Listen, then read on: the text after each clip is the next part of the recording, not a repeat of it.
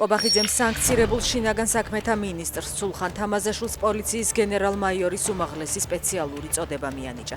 გენერალ-მაიორი გახდა ვაჟა სირაძეც. პოლიციის დღესთან დაკავშირებით კობახიძის განკარგულებით წოდება აუმაღლდა სასაზღვრო პოლიციის უფროს დავით თამაზაშვილსაც. გენერალურ პროკურორ გვარაკიძეს კი იუსტიციის სახელმწიფო მრჩევლის უმაღლესი სპეციალური წოდება მიენიჭა. ევროპას არ აქვს უფლება მიატოვოს რომელიმე ქვეყანა. მხარი უნდა დავუჭიროთ სომხეთს, მოლდოვას, აზერბაიჯანს, ქართველ ხალხს.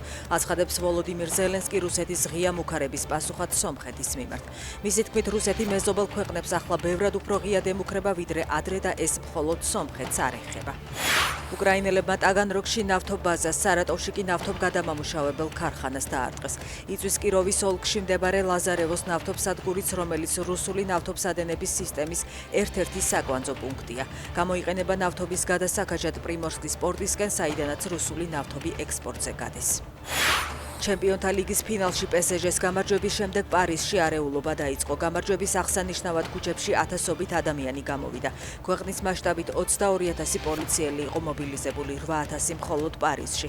გახარებულმა გულშემატკივრებმა პარი სენ-ჟერმენის სტადიონზე შეჭრაც სცადეს.